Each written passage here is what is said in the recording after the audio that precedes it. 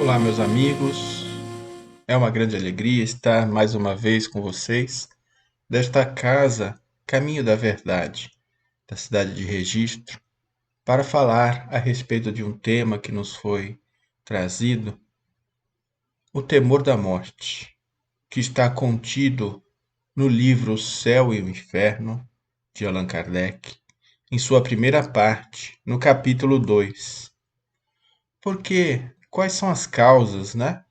Que temos o temor, temos a apreensão diante da morte, se o homem, desde o seu estado selvagem, tem esse sentimento inato da morte, da presença da morte, né? E por que nós, mesmo assim, sendo espíritos ainda selvagens, já temos como intuição de que a morte não é a última palavra da nossa existência. É curioso a gente pensar a respeito, porque ela está presente na vida do selvagem, até a vida nossa aqui já um pouco à frente desta evolução. De alguma forma nós temos essa intuição em nós de que a morte não é a última parada, não é a última palavra da existência. E temos também dentro de nós um sentimento de que, mesmo para aqueles que nós já perdemos, como nós falamos, ou seja, que deixaram esta vida material, não estão perdidos de forma irremediável. Nós sabemos que, de alguma forma, cala dentro do nosso coração de que eles estão presentes em alguma circunstância da nossa vida. Portanto, nós entendemos que a crença no futuro é intuitiva. E esta crença, ela é, como diz o texto, né, mais geral do que a crença no nada. Então, como explicar que mesmo aqueles que acreditam na imortalidade ainda continuam tendo apego às coisas da terra e uma apreensão, um medo tão grande da morte? Como explicar isso? Aí, Allan Kardec e os bons espíritos trazem nesta parte do céu e inferno algumas razões. Então, principalmente, que esta apreensão da morte é um efeito da sabedoria, da providência divina e uma consequência do instinto de conservação que é comum a todos nós, seres vivos. Se assim não fosse, como seria a nossa existência? É um freio, né? É necessário, porque enquanto a gente ainda não estiver suficientemente esclarecido sobre as condições desta vida futura, a gente precisa ter esse freio, que é essa apreensão, esse temor de morrer. Porque, não sendo assim, caso contrário, né, nós deixaríamos muito prematuramente a vida terrena, nós negligenciaríamos o trabalho a ser feito aqui na Terra, porque esse trabalho nós entendemos que é um trabalho feito para o nosso próprio avanço. Então, como diz no texto, né, eu achei bacana reforçar isso. Os povos primitivos tinham o futuro como vaga intuição. Mais tarde, esta vaga intuição se transformou em simples esperança. Mais tarde ainda é uma certeza, mas essa certeza vem com um certo apego à vida corpórea, por razão justamente daquilo que falamos, que é um freio para nos favorecer a permanecermos aqui, a avançarmos, porque senão, em qualquer circunstância mais difícil, nós já estaríamos propensos a pensar na morte, a pensar no autoextermínio, não é? E à medida que a gente vai, então, compreendendo melhor esta vida futura, esta apreensão da morte diminui. E nisso é que a doutrina espírita nos favorece bastante, essa compreensão, esse conhecimento, porque ela traz para nós, né, essa certeza da vida futura através de inúmeros testemunhos de vários espíritos que vêm nos favorecer esse entendimento. Então, nós somos testemunhas mesmo desses fenômenos, né, de que a vida futura continua. E nessa vida futura, nessa certeza da vida futura, nós damos outro curso às nossas ideias, né? Antes de ter essa certeza, nós trabalhamos apenas para a vida atual. Com essa certeza, a gente trabalha, mas tendo em vista também o futuro, sem negligenciar, logicamente, o passado, porque a gente sabe que o nosso futuro depende muito grandemente do que estivermos fazendo agora no presente. Então, nós damos uma direção melhor a esse presente, não é? A certeza também de reencontrar os nossos amigos, os nossos entes queridos, de continuar essas relações que já tivemos ou que temos aqui na Terra, de não perder o fruto do nosso trabalho, né? E de crescer incessantemente em inteligência, em perfeição, dá-nos também a paciência de esperar, de aguardar, de termos aí um melhor equilíbrio, uma coragem para suportar as nossas dificuldades, as nossas fadigas, que são, como a gente pode ver, quando tem essa amplidão de visão, né? São fadigas momentâneas que a vida nos proporciona. Isso nós devemos certamente à doutrina espírita. Ela nos auxilia muito nessa questão, né? E naqueles que estão ainda avançados já na questão da certeza da vida futura, ainda há aqueles que a vida material consegue se sobrepor, ter um melhor, assim, uma posição mais firme, né, sobre a vida espiritual. Por quê? Porque ainda há nele esse equilíbrio não há, na verdade, então ele ainda tem a vida material como sobrepujando a vida espiritual, né? Porque ainda vê a vida apenas no corpo, quando na verdade nós sabemos que a vida real está na alma. E esta maturidade, ela se adquire à medida que nós evoluirmos, que nós melhor compreendemos isso. Então, quando o livro deixa claro, nessa parte do livro, deixa muito claro para nós que nós só temos o temor, a apreensão da morte, porque ainda estamos insuficientemente com informações a respeito da vida futura, não é? Porque aí ele nos traz outras razões que nos trazem a esse pensamento, né?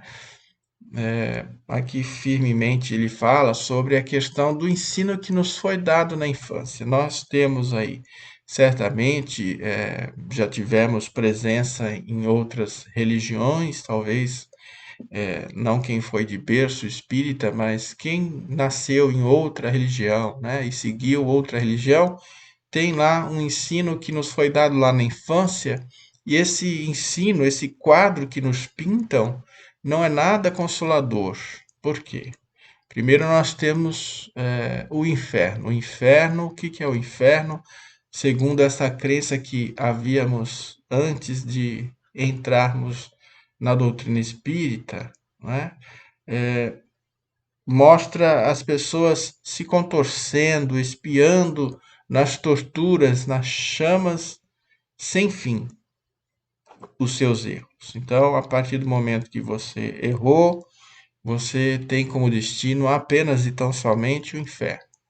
E ali você vai ficar por séculos, não tem qualquer tipo de esperança de abrandar esta pena, e também não tem nenhum tipo de compaixão em relação àqueles que erram. Portanto, para esta crença, né, para esse quadro que nos pintam quando crianças, o arrependimento não tem eficácia alguma. Aí temos a posição do purgatório, aquelas almas que estão no purgatório, que cometeram erros, mas não tão grandes, né?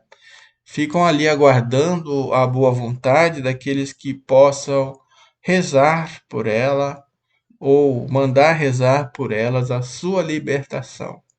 Então, mais uma vez, essa crença nos faz imaginar que não importa os esforços que a gente faça para progredir, a gente vai depender sempre de alguém que vai rezar por nós, para nos libertarmos.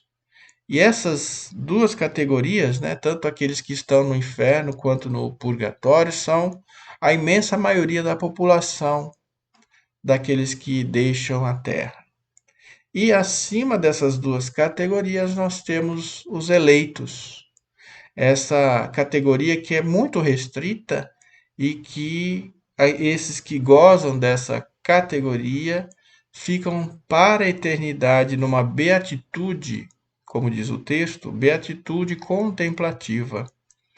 E além disso, né, nós temos as cerimônias lúgubres, as cerimônias que nos trazem já algum temor, certamente trazem muito mais temor do que nos provocam alguma esperança, porque como se representa a morte? Qual é o seu símbolo ali? Podem lembrar, né, do que vem à sua mente quando você pensa desse símbolo da morte, né? A pessoa ali, geralmente com uma roupa escura, com em punho, né?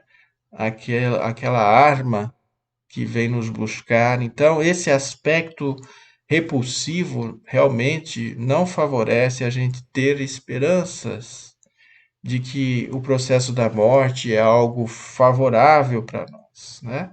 Então, eles nunca, nesta crença que nos foi trazida e que ainda nos é trazida até hoje, nunca a morte é considerada como um sono aí de transição de um plano para outro, e todos os emblemas, todos os símbolos que nós temos vêm representar a destruição do nosso corpo, nenhuma simbolizando, como diz o texto, né, a alma, como de fato acontece no momento da morte, ela se desprendendo de forma radiosa dos seus vínculos, do seu corpo terrestre. Então, esta simbologia bonita, né, que poderíamos considerar uma simbologia de esperança, de uma libertação, esta simbologia geralmente não é utilizada. A partida também para o plano espiritual, através do processo da morte, geralmente é acompanhada por lamentações daqueles que ficam, dos sobreviventes, né? Como se isso fosse a pior desgraça que pode acontecer e para aquele que vai e também para aquele que fica, como se fosse um adeus eterno, como se nunca mais a gente fosse nos ver novamente. E geralmente se lamenta por eles os gozos da terra. Ah, mas como pode? Que desgraça, né? A gente costuma pensar e falar também. Poxa vida, uma pessoa tão jovem, tão feliz, tão rica de oportunidades, um futuro brilhante pela frente. Quando nós falamos dessa maneira, nós estamos apenas nos referindo a que oportunidades? Oportunidades aqui, imediatas, oportunidades materiais. Então, a gente lamenta por uma situação ainda muito mesquinha do nosso ponto de vista, porque certamente que dentro da oportunidade espiritual nós temos aí uma grande gama de oportunidades de crescimento muito maiores do que aqui em nossa vida material. Então, tudo isso vem concorrendo para inspirar em nós o pavor da morte. Nós não vamos conseguir ter uma esperança quando temos ainda essas características, esses símbolos ao nosso redor. Certamente que por essa razão, por esse histórico em nossas vidas, nós ainda vamos demorar algum tempo para nos livrar desses preconceitos, que são preconceitos mesmo, daquilo que nos foi trazido até então. É certo que a doutrina espírita vem contribuir para que a gente mude essa percepção da morte e favoreça, né, a que a gente agora possa amadurecer essa questão em nossas vidas.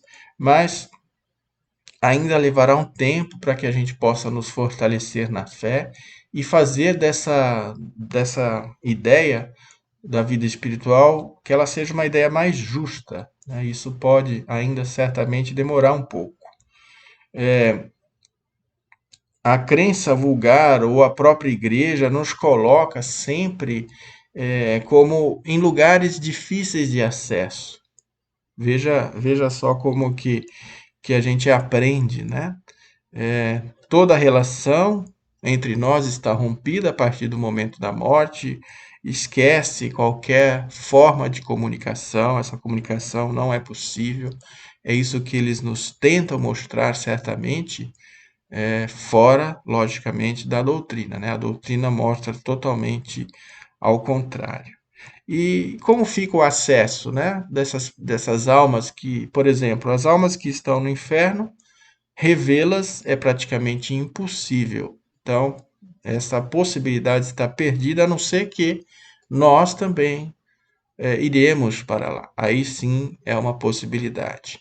E entre os eleitos, aqueles que se destacaram no bem e são os eleitos, eles vão também estar completamente absorvidos por essa, como diz o texto, né, beatitude contemplativa, e certamente o acesso nosso será restrito, será impossível. Então, é por essa razão que a gente tem essa distância através daquilo que nos foi trazido até então, e a gente olha, portanto, dessa maneira como sendo uma separação eterna.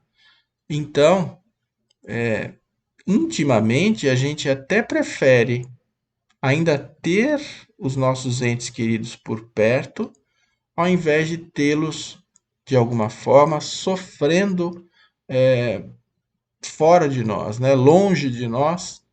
Vê-los partir para nós realmente é algo que a gente não quer, porque temos ainda enraizados em nós todas essas características que trouxemos.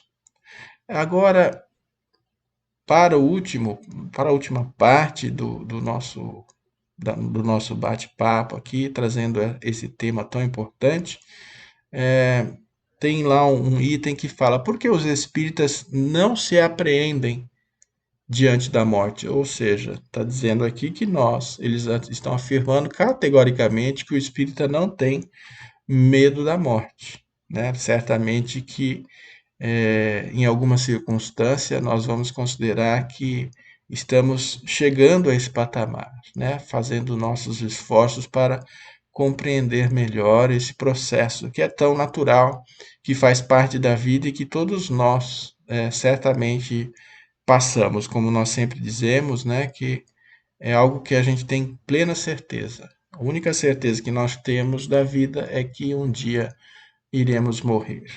Mas a doutrina espírita nos favorece muito a entender, a compreender melhor o futuro, encarar esse futuro, então ela muda inteiramente a nossa condição de visualizar isso. A vida futura não é mais uma hipótese, mas uma realidade. E essa realidade é fruto de observação. Então, inúmeras obras, inúmeros depoimentos e até mesmo pesquisas muito assim sérias nesse sentido vêm nos mostrar que a vida continua. Esse véu, né, desse mistério é levantado e são os habitantes desse próprio mundo, ou seja, do mundo espiritual, que vêm descrever para nós a sua situação. Nesta obra, como dissemos, O Céu e o Inferno, lá tem diversos depoimentos de espíritos em todas as classes, todos os graus da escala espiritual, em todas as fases de felicidade também, nos mostrando como se deu, como se dá tanto o processo da morte quanto também a sua vida no plano espiritual. Então, por essa razão é que nós, de alguma forma, os espíritas, né, podemos dizer que temos certa calma, certa serenidade para encarar esse momento, esses instantes que precedem a morte, ao desencarne, né? Ou seja, deixar o plano físico e partir para o plano espiritual. Isso que nos dá essa força, certamente é essa certeza que temos da continuidade da vida, das múltiplas existências que temos, e isso nos favorece grandemente, porque é uma confiança que vem dentro de nós e que nos fortalece. E certamente que nós podemos daí colocar, né, que é uma grande concordância com a lógica, com a justiça e com a bondade de Deus. Tudo isso que nós nos referimos, porque não seria justo, não seria lógico e não seria bondoso se a vida finalizasse apenas numa única oportunidade. O que diríamos então, por exemplo, daqueles que partem de forma prematura? Por qual razão? Seríamos não privilegiados de Deus, porque uns têm a bonança e têm um tempo maior de existência, enquanto outros desencarnam de forma prematura ou de forma breve, né? Então, certamente isso nos favorece a entender melhor também a justiça divina, que é o propósito mesmo desta obra, O Céu e o Inferno, não é? Para os espíritas, a alma não é uma abstração, ela tem um corpo etéreo que seja, mas tem um corpo e que faz dela um ser individual, definido. Então, nós não ficaremos perdidos nas profundezas do espaço, como diz o texto, mas nós estamos sempre sendo rodeados desses espíritos, né? Vivem assim ao nosso redor, certamente. Ou seja, o que a doutrina espírita nos mostra é que o mundo corpóreo, o mundo físico e o mundo espiritual estão sempre em relação contínua e se assistem mutuamente. Isso nos favorece muito a compreender e a aceitar muito melhor essa condição de termos aí espíritos evoluindo no plano físico e outros evoluindo também no plano espiritual, fazendo esta troca, né, de planos que é tão salutar para nós, né? O momento que a gente está na erraticidade também estamos em aprendizado, certamente já nos preparando para próximas oportunidades. Então, finalizando, né, essa dúvida sobre o futuro já não nos permite mais ter, como espíritos que somos, como compreendemos melhor todas essas circunstâncias que trouxemos aqui de forma resumida, não tem mais razão de ser, portanto, de termos apreensão pela morte, temor pela morte, porque vemos esse momento tão especial, tão necessário até, como uma libertação. Então, o texto finaliza dizendo que essa libertação ela significa a porta da vida e não a porta do nada que tínhamos até então. Dessa maneira, essa é a mensagem que nós gostaríamos de trazer e agradecemos por mais essa oportunidade. Espero que possa ajudar a vocês, a todos os que assistirem a este vídeo. Um grande abraço e até uma próxima oportunidade, se Deus quiser.